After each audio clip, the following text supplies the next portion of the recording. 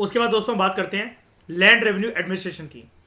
Land revenue system जो अकबर ने adopt करा, ये शेरशाह सूरी के सिस्टम पर बेस्ड था, बट विथ स्लाइट मॉडिफिकेशंस, और यहां पर इसको बोला जाता था जब्ती या फिर बंदोबस्त सिस्टम। इसको फर्दर इंप्रूव करा राजा टोडरमल ने। Under this system Todarmal introduce a uniform system of land measurement, classification of land and fixation of rate. Classification, fixation and uniform system of land measurement. Revenue जो था it was 1/3 of the average produce and it was paid mostly in cash. 1580 में Akbar introduce the धासला system, जिसके अंतर्गत revenue was fix on the average yield of land assets. मतलब जितना land revenue officers जमीन को देखेंगे कि यहां से कितना रेवेन्यू निकल सकता है, कितनी प्रोडक्शन यहां पर हो रही है, उसका एक एवरेज उसने एक फिक्स कर दिया था on the basis of past 10 years, और इसको बोला जाता था 10 ईयर्स, यानी कि 10 साल। यानी कि देख रहे हो करंट ईयर में जितनी प्रोडक्शन हो रही है वो नहीं, बेस ईयर ले रहा है यहां पर अकबर। यहां पर बेस ईयर ले रहा है, और बेस ईयर इकोनॉमिक्स में क्या होता है, वो करंट साल होता है, फ्यूचर ईयर होता है, या फिर पास्ट ईयर होता है, कोई पास्ट ईयर है ना। Later further improvement was made as not only local prices were taken into account, but parganas having the same type of productivity, they were grouped into separate assessment circle। मतलब जो भी परगना है, और परगना क्या है यहां पर, सब डिस्ट्रिक्ट्स, वहां पर एक जैसा अगर लैंड है, एक जैसी जमीन है, सेम अगर क्रॉप की कल्टीवेशन हो रही है, तो उनको एक जैसा ट्रीट करा जाएगा। Region to region, area to area, province to province नहीं, एक जैसा। फिर से पढ़ो उसको। Later, a further improvement was made as not only the local prices were taken into account, but parganas having the same type of productivity, they were grouped into separate assessment circle। मतलब उनको एक जुट बना दिया कि ये सारे परगना है, यहां पर इतना ही अनाज प्रोड्यूस होता है, इन सबसे एक ही रेट का लैंड रेवेन्यू वसूला जाए। ठीक है, यानी कि बेटर कर रहा है ना अकबर ये कंडीशन पीजेंट्स के लिए, फार्मर्स के लिए। अ नंबर ऑफ अदर, वरना होता पता क्या था अकबर ने ऐसा क्यों करा, अपनी परगना छोड़कर श्रेय कोई दूसरी परगना चला जाएगा रहने, दूसरी प्रोविंस में जाकर रहने लग जाएगा, क्योंकि उसका अगर पता लगेगा कि उनसे अगर कम टैक्स वसूला जा रहा है, हमसे ज्यादा वसूला जा रहा है रेवेन्यू, तो मैं दूसरी जगह जाकर शिफ्ट हो जाऊंगा। A number of other assessment systems were also followed under Akbar. The most common and perhaps the oldest was the,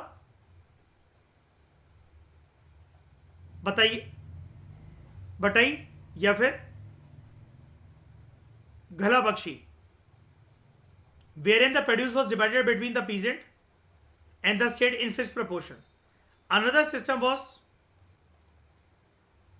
nasak या कनकुट, under which rough appraisement on the basis of, appraisement मतलब क्या होता है, एक तरीके से रेवेन्यू को असेस करने का तरीका, on the basis of the inspection of the crops। देखा जाएगा कि क्या क्या फसलें हो रही हैं, क्या क्या किन किन फसलों को उगाया जा रहा है, किस किस प्रकार की खेती बाड़ी हो रही है, कौन कौन से क्रॉप्स को उगाया जा रहा है, and pass payments was made by the village as a whole. उस गांव के लोगों ने, उन पीजेंट्स ने पास की पेमेंट दे रखी है कि नहीं दे रखी है, उसके बेसिस पर रेवेन्यू लिया जाएगा। लैंड जो था it was divided into 4 categories. एक polaj, cultivated every year, parauti, fallow land 1 से 2 years, parauti land paid at the full polaj rate when it was cultivated, जब उसका कल्टीवेशन होगा। एक चाचर 1 से 3 और 4 ईयर्स, एंड बंजर जमीन, इनफर्टाइल लैंड। ये क्या है, ये फेलो लैंड है, ये एक प्रकार का वेस्ट लैंड है, लेकिन ये इनफर्टाइल लैंड है। फर्टिलिटी रीगेन करने में इसलिए 5 या उससे अधिक साल लग सकते हैं। बोथ चाचर एंड बंजर दे वर असेस्ड एट कंसेशनल रेट्स, यहां पर डिस्काउंट थे, क्योंकि कोई गारंटी नहीं है कि फर्टिलिटी होगी भी या फिर अनाज अच्छा होगा। ऑफिशियल्स कॉल्ड एज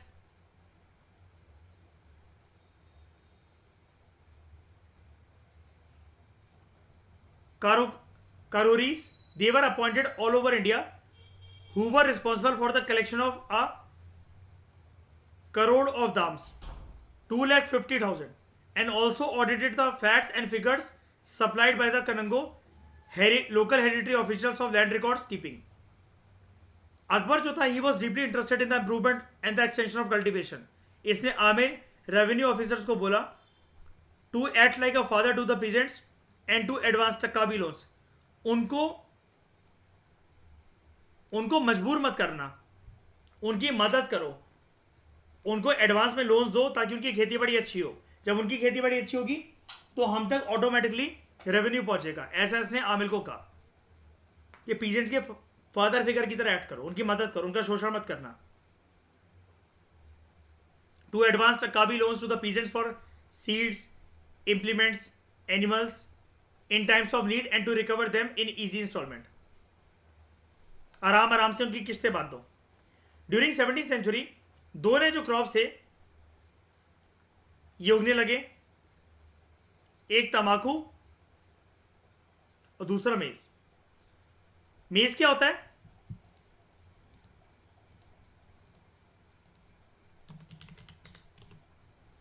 कौन? मक्का. ठीक है. Potato and red chilies, they came later in the 18th century, but no new agricultural technique was introduced during the period. जिन किसानों के पास जमीन थी खुद की, who owned the land they tilled, they were called as खुदकश. Who paid land revenue at customary rates.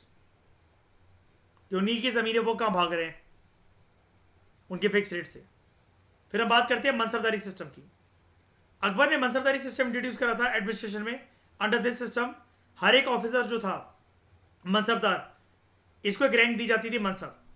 Lowest rank was of that of 10 mansab and highest was of that of 5,000 for the nobles. Princes of royal blood received even higher ranks. For example Raja Man Singh and Mirza Aziz Koka, they were honoured with the rank of 7,000 each. और जितनी ज्यादा जिसके मनसब या जितनी ज्यादा जिसकी rank उसकी उतनी ही हाई क्या सैलरी. मनसब रैंक जो थे they were not hereditary. All appointments and promotions as well as dismissal they were directly made by the emperor. हमने अभी ऊपर देखा था ना, बड़ी सारी जो पोस्ट थी, they enjoyed their rights at the pleasure of the emperor, या position also at the pleasure of the emperor.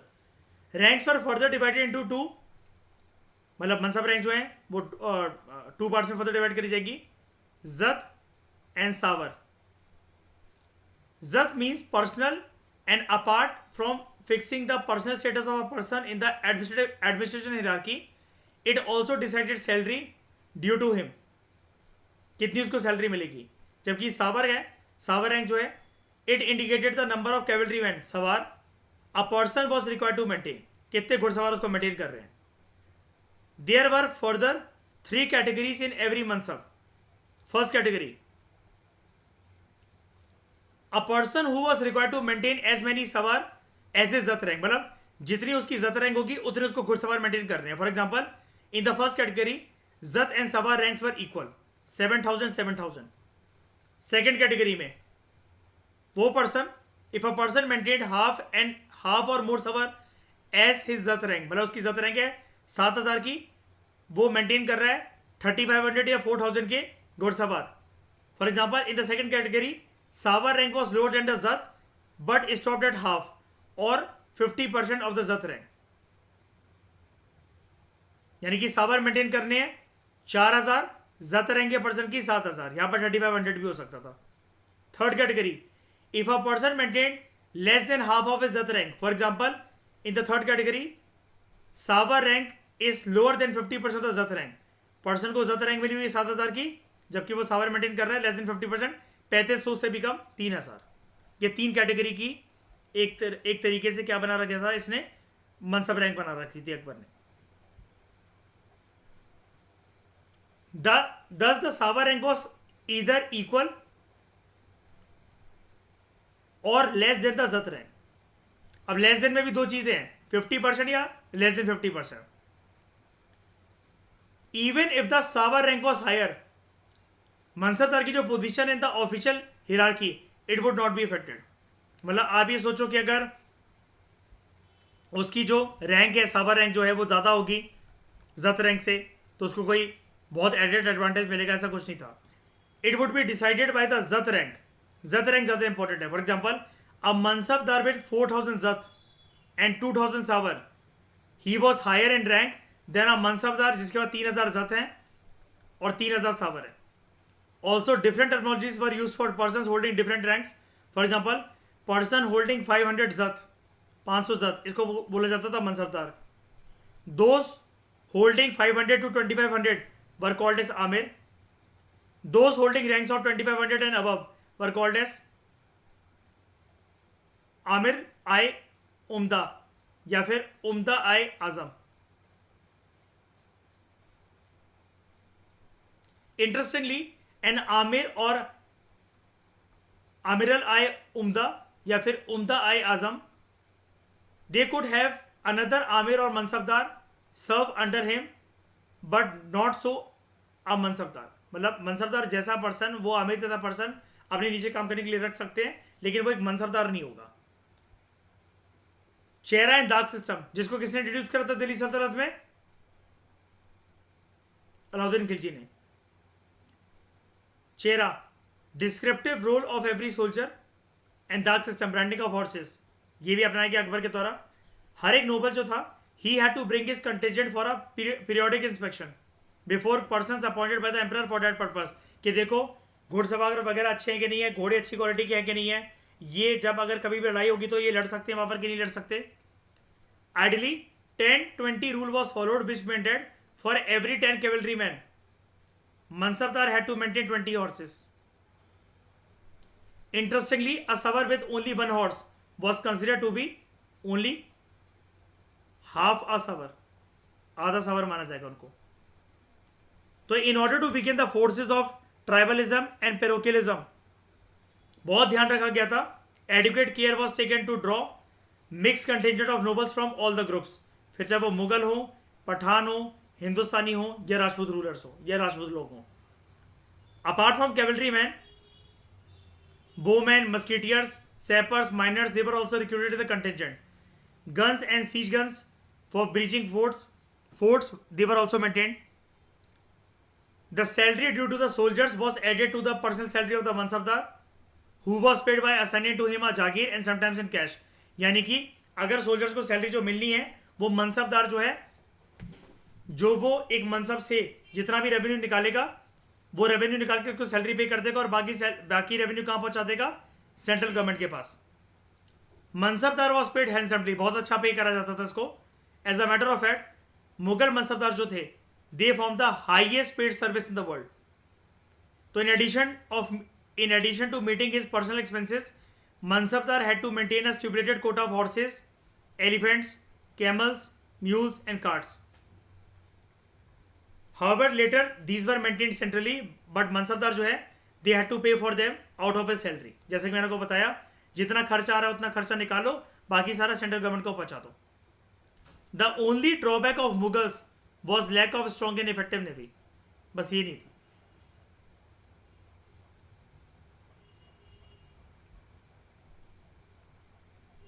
जागीरदारी system याद है? दिल्ली सल्तनत में एक वर्ड यूज होता था, इक्ता एंड इक्तेदार. जो इक्ता सिस्टम था या इक्तेदार जो पर्सन होता था दिल्ली सल्तनत के टाइम पर, मॉडिफाइड फॉर्म में वो क्या बोले जाने लगा मुगल सल्तनत के अंतर्गत? Jagir. Jagir jagir. The jagirdari system, that is to say the system of assignment of revenue of a particular territory to the nobles for their service to the state. ये एक इंटीग्रल पार्ट बन गया मनसबदारी सिस्टम का. In case the payment was made through the assignment of a jagir, the office of the central diwan would identify pargana, the sum total of whose jama was equal to the salary claim of the mansabdar. कहने का मतलब यह है, अगर एक person को payment अगर मिल रही है तो वो पेमेंट कभी कभार ऑफिसर्स को मिल जाती, मतलब जिसको जागीर मिल रखी है, जागीरदारी राइट्स जो मिल रखे हैं, तो उसको अपनी सैलरी खुद ही ड्रॉ करनी है. अगर सैलरी पेमेंट दी जा रही है through the assignment of jagir, तो जो ऑफिस होगा सेंट्रल दीवान का, he would identify pargana, the sum total of whose jama was equal to the salary claim of the mansabdar. कि इतनी सैलरी इन तक पहुंच भी पा रही है लोकल ऑफिशियल से कि नहीं पहुंच पा रही है. इन केस द रिकॉर्डेड जमा, मतलब जितना भी जो पैसा इकट्ठा हुआ है, it was in excess of the salary claim, the assignee was required to deposit the balance with the central treasury. मतलब जितना पैसा तुम्हें कलेक्ट हो रहा है और जितनी सैलरी तुम्हें पे करनी है, अगर उतना ही पैसा कलेक्ट हुआ है तो कोई बात नहीं. एक्सेस में अगर एक चवन्नी भी अगर कलेक्ट करी है तुमने, तो वो तुम सेंट्रल गवर्नमेंट के पास पहुंचा दो. On the other end, if it was less than the salary claims, the shortfall was paid from the treasury. And there were various types of jagirs. एक था तनख्वाह jagir, which were given for salaries and they were transferable every 3 to 4 years. दूसरा मशरूत jagir, which were given on certain conditions. तीसरा watan jagir, which were assign to zamindar और rajas in the local dominions. वतन जागीर hereditary थे and they were non transferable. जब एक जमींदार जो है उसको मनसबदार बनाया जाता था, ही वॉज गिवन तनख्वाह जागीर apart from his watan jagir at another place if the salary of his rank was more than the income of the watan jagir. ये कंडीशन है. उसके बाद अलसम का जागीर, ये मुस्लिम नोबल्स को दिया जाता था इन द फैमिली टाउन्स और प्लेस ऑफ बर्थ. तो अलॉन्ग विद जागीरदार्स, जमींदार भी यहां पर थे, जो ऐसे लोग थे जिनके पास हेरिडिटरी राइट्स थे कि वो जितना भी लैंड पर, जिस लैंड पर जो प्रोड्यूस कर रहे हैं वो उनके हेरिडिटरी राइट्स हैं. And they claimed a direct share in the peasants produce which varied from 10% to 25% different parts of the country. जमींदार मदद भी करते थे स्टेट की एंड जागीरदार्स की भी in their collection of land revenue. Zamindar मदद करते थे स्टेट ऑफिशियल्स की और jagirdars in the collection land revenue. They had their own arm forces and generally किसी न किसी किले में, जिसको बोला जाता है ग्रहीस, उसमें रहते थे. Which was both a place of refuge and status symbol. यानी कि अच्छे खासा इनको पैसा मिलता था, अच्छे खासा अमीर थे अगर किले में रहने की इनकी व्यवस्था हो रही है तो. एक इंपॉर्टेंट बात वो ये है, zamindar was not the owner of all the lands comprising his zamindari.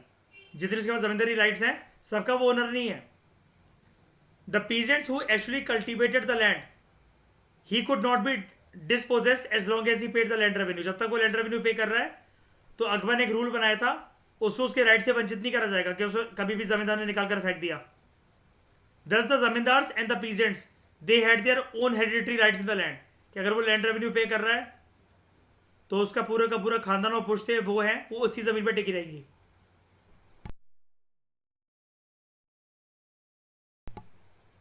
And it is important to note that apart from the revenue collecting duties, zamindar जो हैं उनको मिलिट्री ड्यूटीज भी परफॉर्म करनी पड़ती थी.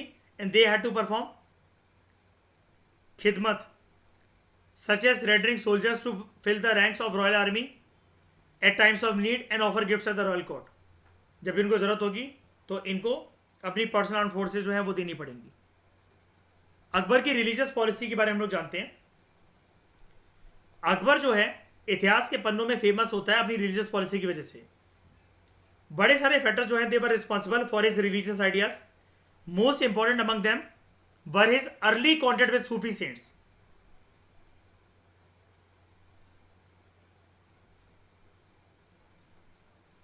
The teachings of his tutor Abdul Latif, his marriage with Rajput women, his association with intellectual giants like Sheikh Mubarak, and his two illustrious sons Abul Faizi and Abul Faisal. Shaikh Mubarak के बेटों की बात हो रही है. And his ambition to establish an empire in Hindustan. ये सारे factors मिलकर वर्क करते हैं और अकबर को एक शहनशाह आलम का सपना, मतलब जो उसको पूरा करना था, उसमें उसकी हेल्प होती है. शुरुआती दिनों में अकबर एक सच्चा मुसलमान था. He regularly visited the shrine of Shaikh Muinuddin Chishti at Ajmer. मैंने आज आपको वीडियो दिखाई थी ना, चले याद है? जाकर वो एक दरख्वास्त करता है उनसे कि मैं मुकम्मल हिंदुस्तान का एक ख्वाब देखता हूं, मुझे रास्ता दिखाओ. कहता भी ना फिर बाद में अपने वजीर से और शरीफुद्दीन से कि मुझे अपनी मंजिल तो पता थी लेकिन रास्ता नहीं पता था. Later he became a sceptical Muslim. मतलब वो डाउट करने लगा सिर्फ एक ही धर्म में पूरी पूरी सच्चाई नहीं हो सकती। जोधा से शादी करने के बाद he abolish the pilgrimage tax and in 1562 he abolish jizya to religious pilgrimage tax. He allowed his Hindu wives to worship their own gods.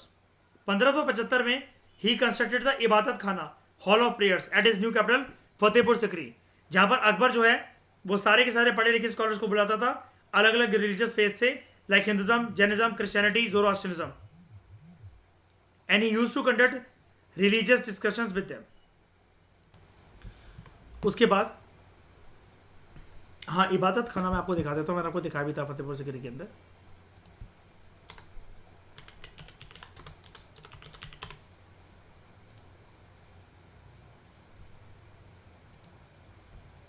ये इबादत खाना क्या करता था अकबर यहाँ पर,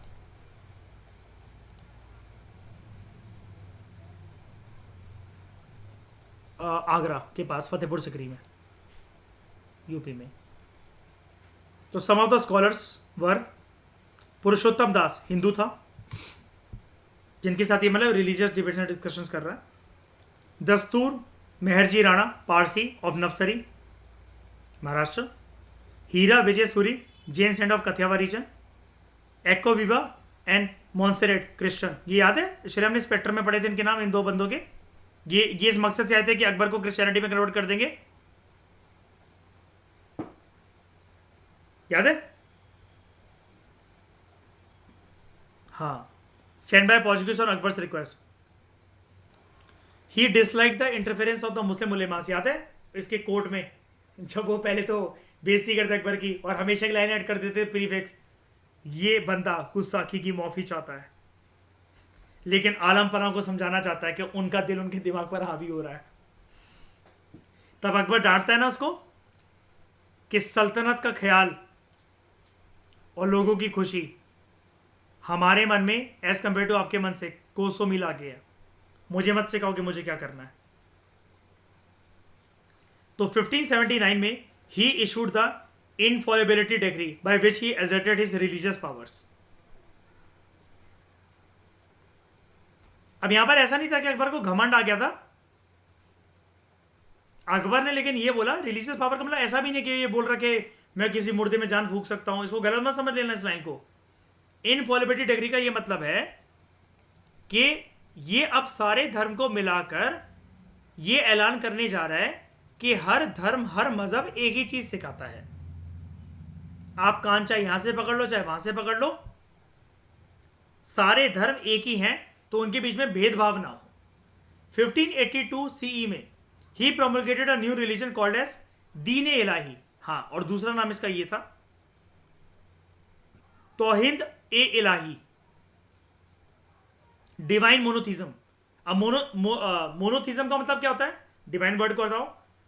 मोनोथिस्टिक कोई भी चीज क्या होती है, कोई भी चीज एक हो जो है ना, सारे पॉइंट्स की convergence, which believes in one god and in sulh e kul and peace for all, peace to all या पीस फॉर ऑल। तो it contained the good points of all the religions and the basics were rational. However, his new faith proved to be a failure. It fizzled out after his death. मतलब उसके बाद उसको जहांगीर वगैरह नहीं संभाल सके, आगे कैरी आउट नहीं कर सके। Even during his lifetime, it had only followers including Birbal, Abul Faizal and Abul Faizi. और अबुल फैजल अबुल फैजी किसके बेटे थे? शेख मुबारक के। ठीक है। अकबर के नवरत्न क्या? हाँ, जिसने कन्वर्ट करा था वो याद है, क्या कहते थे उसका नाम भी बता दो। शाबाश। आप आज मुझे रात को सोने से पहले शेर सुनाकर सोना, ठीक है। यदा यदा ही धर्म से ज्ञान भवति वार्ता, इसका मतलब क्या होता है पर्शियन में, ठीक है। क्या कहते हैं मतलब तो छोड़ो, क्या कहते हैं इसको बोल के सुनाना मुझे।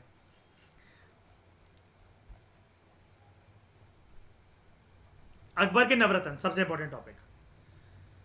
अकबर अनपढ़ था, है ना। अगर अकबर अनपढ़ था तो यहां पर ऐसा क्यों लिखा गया है?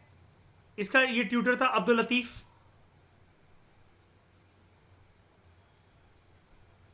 बुक्स पढ़ के सुनाता था और उसे इस्लाम का ज्ञान दिया था इसने। अच्छा, इसकी मम्मी याद है आपको अकबर की? हमीदा बानो बेगम। और हमीदा बानो बेगम क्या था याद है? हुमायूं के भाई को जो टीचर पढ़ाने आता था उसकी बेटी थी। तो क्या मैं ऐसा कह सकता हूं कि वो हुए अकबर के नाना?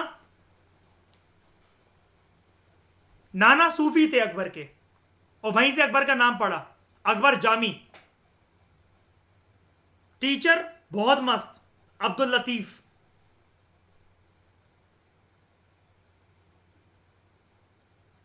नाना का नाम, नाना सूफी संत थे, अकबर जामी।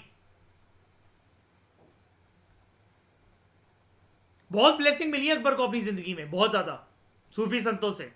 आज तक आप देख रहे हो पूरा अपने अकबर का देखो टॉपिक खत्म कर लिया। अकबर के सामने कोई बड़ी चुनौती आई है जिसका अकबर निपटारा ना कर सका हो? मौत भी कैसे हुई? ठूस ठूस कर लूज मोशन कर लिए।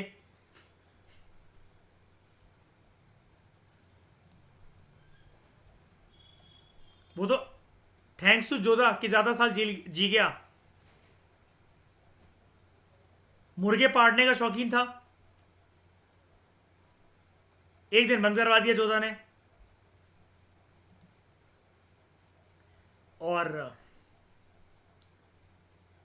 इस्लामिक रिलीजन के अंतर्गत उर्दू पर्शियन भाषाएं जो होती हैं, कुछ लफ्ज बहुत अच्छे होते हैं इसमें। जैसे आपको पता होगा जैद, जब खाना खाते हैं और अगर मुझे आपसे बोलना है कि जैसे श्रेया खाना खाना शुरू करो, शाइनी खाना खाना शुरू करो, तो पता है श्रेया क्या बोला जाता है उसको? बिस्मिल्लाह कीजिए। पता है जैद ये वाली बात आपको?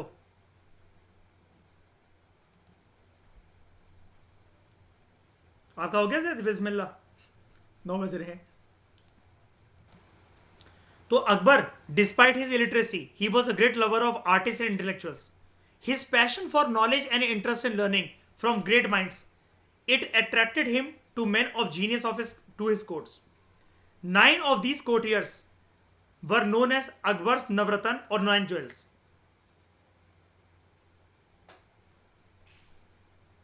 नवरत्न विक्रमादित्य के कोर्ट में भी थे, याद होगा आपको। और विजयनगर एम्पायर रूलर कृष्णदेव राय, उसके कोर्ट में कितने? 8 लोग थे, जिसको क्या बोला जाता है? अष्टदिग्गज। इसको शुरू करवाने से पहले मैं आपको जरा जोधा का एक दर्द दिखाना चाहता हूं। स्टाइल ऑफ राइटिंग के बारे में भी यहां पर हमें सीखने को मिलेगा, लेकिन वो वाला एंगल कि style of writing Mughal empire में क्या अपनाई जाती थी। हालांकि मैंने इसको आवर पास थ्रू की बुक में जो पहला चैप्टर है वहां पर मैंने इसको क्लियर करा हुआ है, लेकिन इसके अलावा आप आर्ट एंड कल्चर में मेरे साथ वो वाली चीज़ सीखना कि मुगल एम्पायर में स्टाइल ऑफ राइटिंग, या फिर जिसको हम लोग कहते हैं स्क्राइब्स जो होते हैं, वो है ना, किस तरीके से वो लिखते हैं, ये हम आर्ट एंड कल्चर में सीखेंगे नितिन सिंघानिया में। Calligraphy, very good. पहले मैं आपको ये वाली चीज़ दिखाता हूँ एक, आप लोग इसको देखिए सीन को।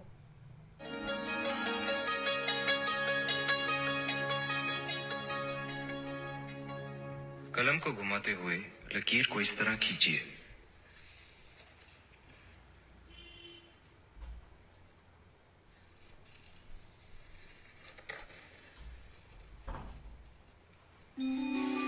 आपने हमें यहां क्यों बुलाया जुदा? बताते हैं। तक लिया विराजिए।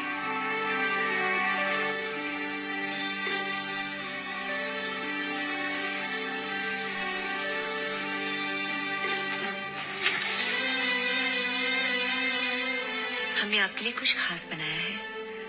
हम खुशखत लिखना सीख रहे हैं, और सबसे पहले अगर हमने कुछ सीखा है तो वो ये है। सुभान अल्लाह, बेहद खूबसूरत है। ये खुशखती, ये लिखावट, जो भी लिखा है बहुत खूब लिखा है। क्योंकि आपकी तहरीर में है, आप खुद ही सुना दीजिए। जी नहीं, आप खुद ही पढ़िए।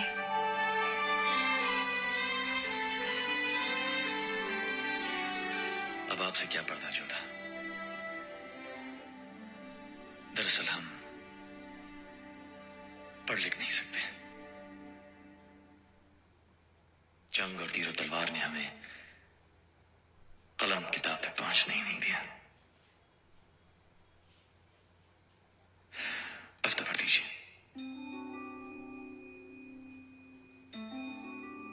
आप ऐसे नहीं मानेंगे। हमारा हुक्म है, पढ़ा जाए। पत्नी अपने पति का नाम नहीं लिया करती।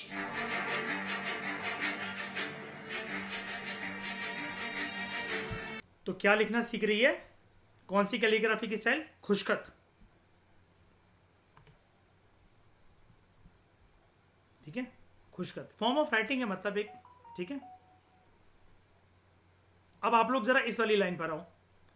अकबर डिस्पाइट हिज इलिटरेसी, फिर भी he was a great lover of artist and intellectuals. अब समझ गए?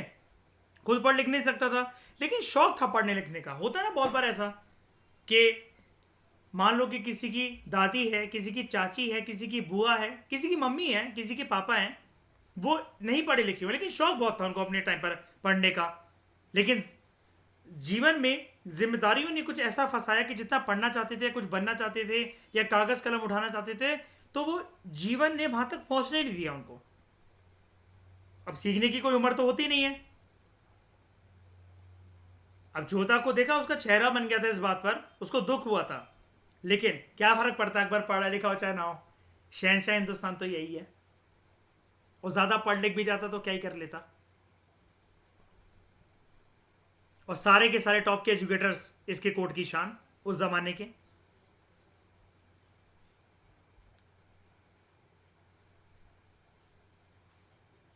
अब अकबर के कुछ ऐसे डिसीजन, जैसे कि हम ऊपर पढ़ रहे थे अभी, कि मुस्लिम उलेमा से इंटरफेयर करते थे पॉलिटिकल अफेयर्स में, या अकबर को बताते थे कि तुम ऐसा मत करो।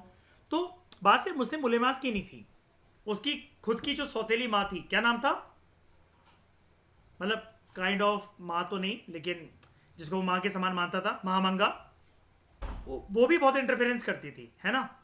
तो अकबर की कुछ हरकतों से उसको चिड़न थी। तो मैं आपको एक और हरकत दिखाता हूँ जैसे, और वो जोधा की वजह से ऐसा फरमान जारी करा था अकबर ने। अब महामंगा की आदत थी हर समय जोधा को ह्यूमिलेट करने की अकबर के सामने। और मैंने जैसा कि आपको बताया था कि अब महामंगा को पसंद आएगा, उसकी आंखों के सामने आदम खान को सर से बल गिराकर मारा गया था, है ना। तो वो कभी भी जोधा और अकबर के रिश्तों को अच्छा होने दे नहीं ना। बावर्ची खाने में जोधा जो है वो पहली बार खाना बनाती है अकबर के लिए, और राजपूतानी स्टाइल में, राजपूतानी ट्रेडिशन से पहले गाना पेश करा जाता है शहनशाह आलम के लिए, उसके बाद खाना परोसा जाता है। And see this event.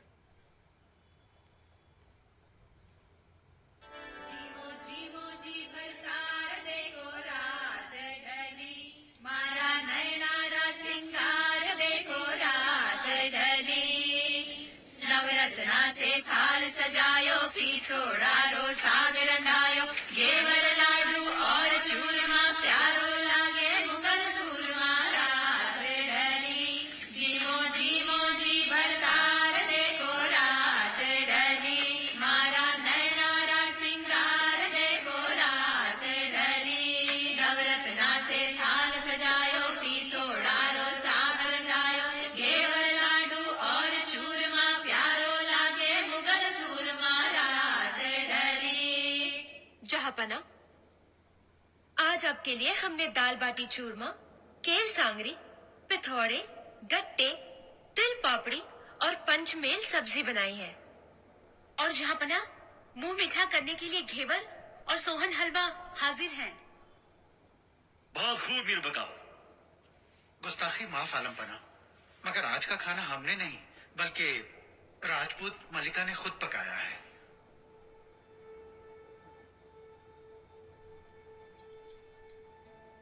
लेकिन मीर बकाओ, ये दावत तो हमने दी थी मलिका हिंदुस्तान के एजाज में। जी, इसमें इनकी गलती नहीं है। हमने इनसे कहा था खाना हम खुद बनाएंगे। आपने इतनी तकलीफ क्यों की? ये तकलीफ नहीं, सौभाग्य है हमारे लिए। गुस्ताखी माफ आलम पना, मैं याद दिला दूं कि शाही कानून के मुताबिक शहंशाह को पेश किया जाने वाला खाना पहले खुद बावर्ची को चखना होता है, तभी यह खाना शहंशाह के लिए मुनासिब माना जाता है। और चूंकि आज की बावर्ची खुद मलिका हिंदुस्तान जोधाबाई हैं, वही बिस्मिल्लाह करें।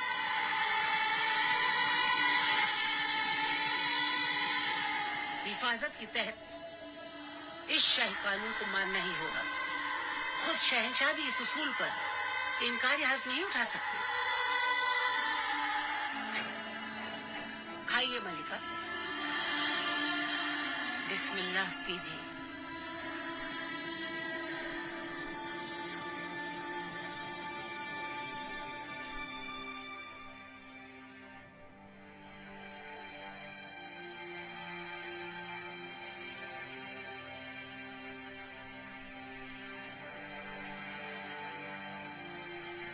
ये ह्यूमिलिएशन रियल में हुई थी, ये रियल इवेंट था।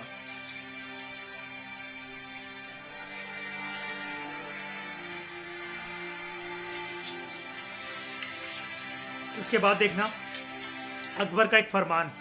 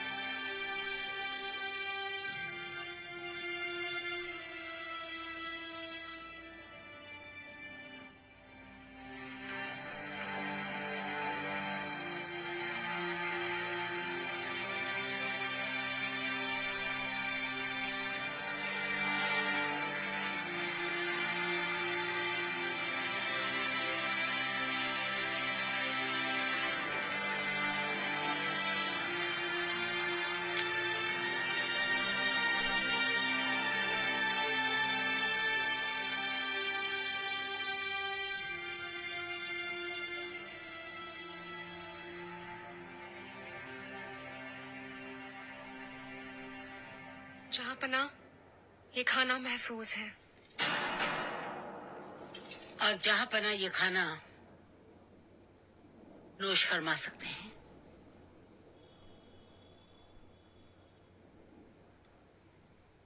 मलिका आलम की चखी हुई तश्तरी हमें पेश की जाए, हमें उसी से खाना पसंद होगा।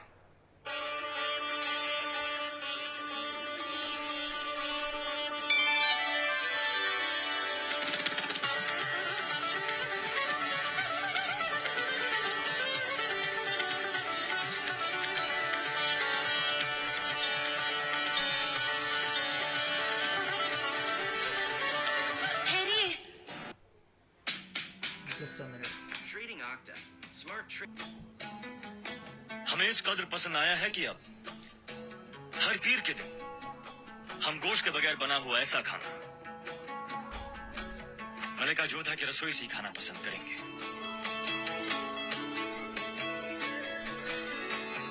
तो आई थिंक ये वाली बात आपको अच्छे से समझ में आ गई होगी।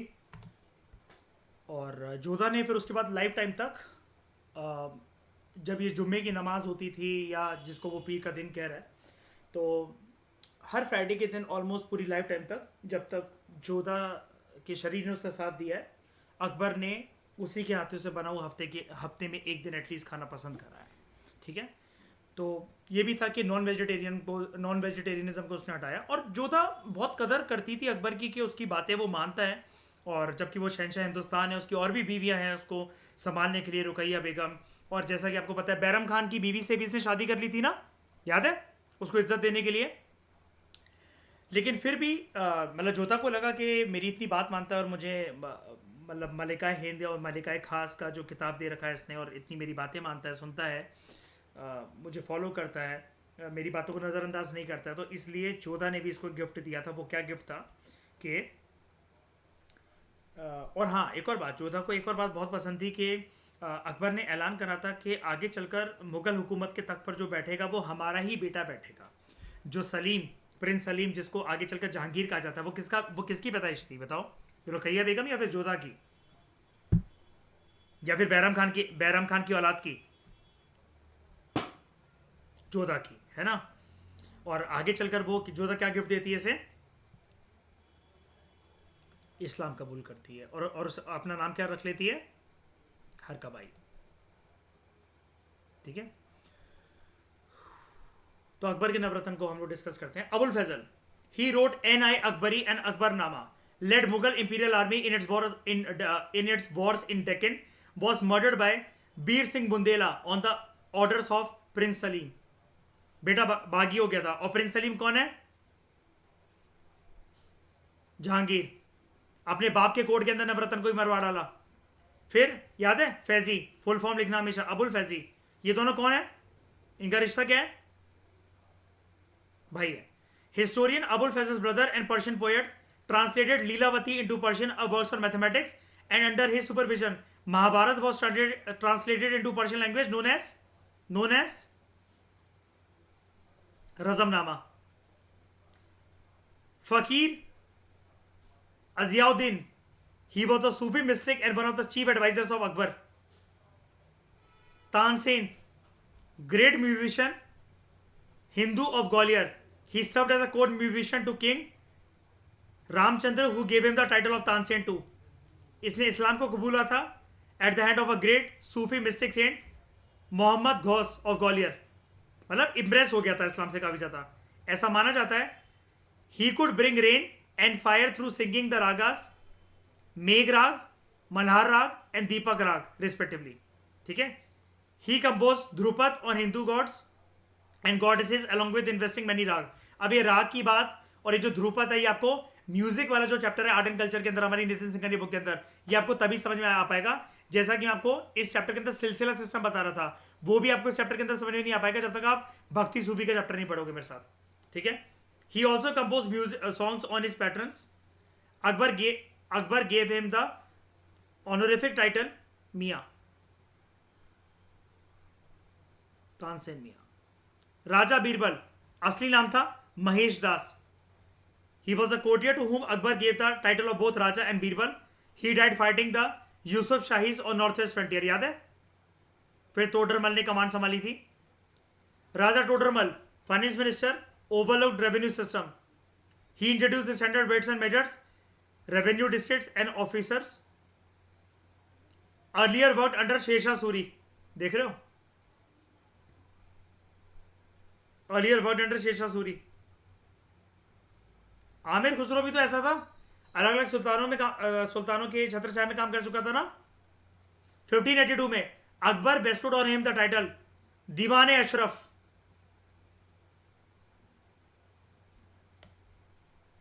राजा Man Singh, he was a mansabdar, grandson of Akbar's father in law. Akbar के ससुर कौन थे, राजा बारबन, उनका पोता था। and was one of his trusted general. Abdul Rahim Khan Khana, great poet, son of Bairam Khan. याद आया? Although a Muslim by birth, devotee of Lord Krishna.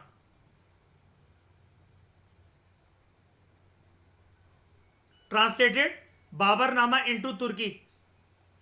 Mirza Aziz Koka. He was also known as Khane Azam or Kotal Tash, and was one of the leading nobles and also the foster brother of Akbar. He also served as a सूबेदार of Gujarat. इनमें से कोई भी बागी था क्या?